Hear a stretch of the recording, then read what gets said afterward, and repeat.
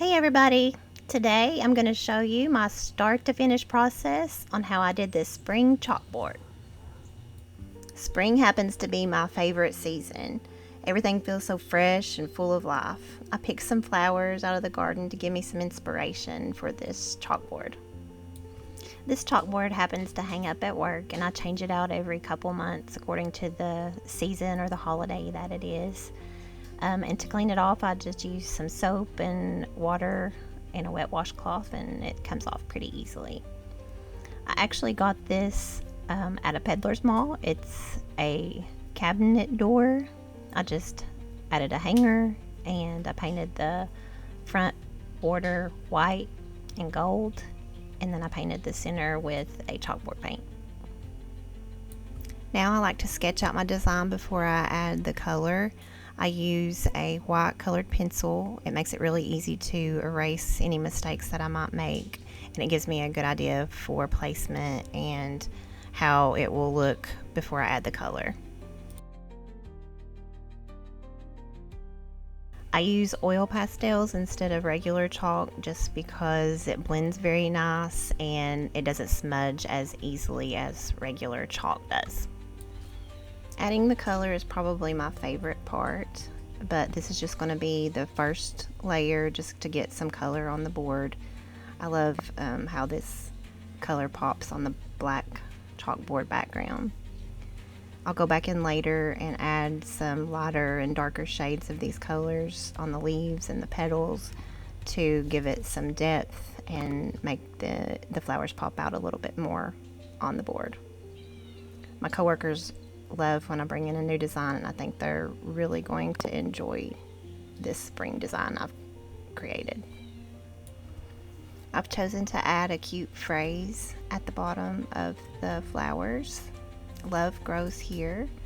I work on a mother-baby unit as a nurse, and I work with new moms and babies, and I think this phrase fits perfectly.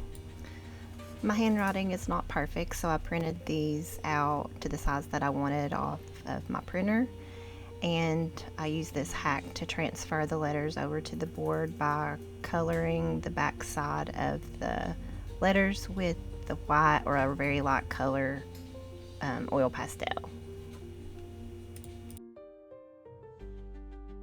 If you'd like to see some of the other chalkboard art that I've done at work, stick around to the end and I'll show you some of my previous designs.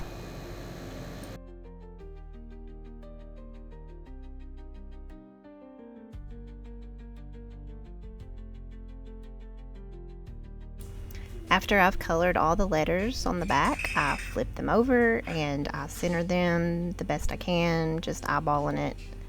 And then I use some painter's tape and tape the paper down to the board so it doesn't move. This is a really important part, so your letters stay exactly where you want them to be. To transfer these letters over, I like to use a mechanical pencil, and I just start filling in the letters. A mechanical pencil gives you a lot of control because the point is so small.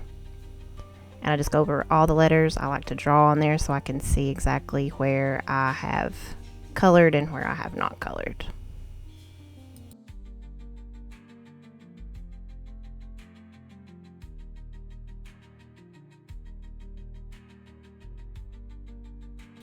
After I finish the letters is the scary part, pulling it up to see if it transferred. And perfect. It looks really good.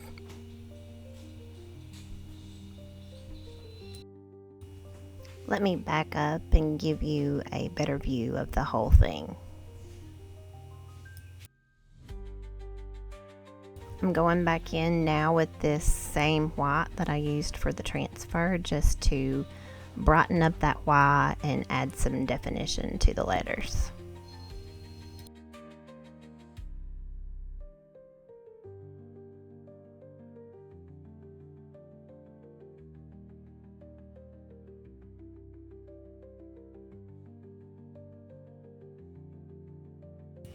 I'm going in now with some different shades of these colors of the tulips and of the leaves just to add some shadow and some highlights and to really make these petals and leaves pop.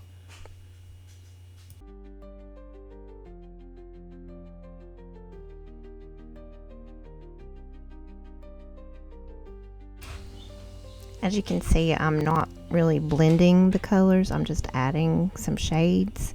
I like the way that the oil pastels give a chalkboard look, and that's what I'm going for, so I don't want to take and smudge and rub the colors in completely.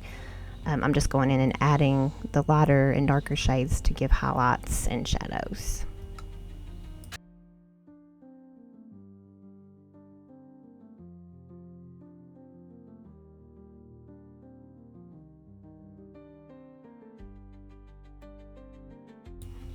I really liked adding this yellow to the leaves. It made it just feel a lot warmer, like the sun was shining down on the leaves of the flowers. I also added some white around the petals of the flowers to give a highlighted look.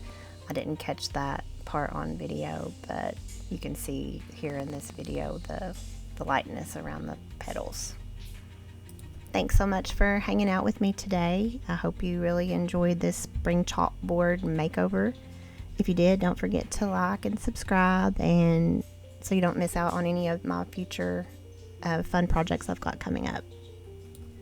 Here's the final result, ready to take to work. See you next time.